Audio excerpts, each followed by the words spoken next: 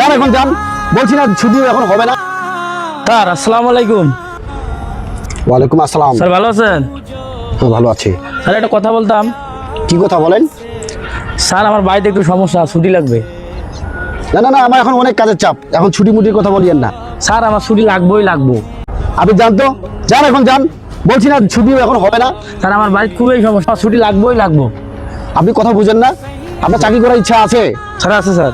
তাহলে কথা বুঝেন না কেন? ছুটি হবে না এখন, যান এখন যান। স্যার আপনি ছুটি দিলেও নাকবো, ছুটি না দিলেও নাকবো, বাড়ি যাওয়া আমার নাকবোই নাকবো।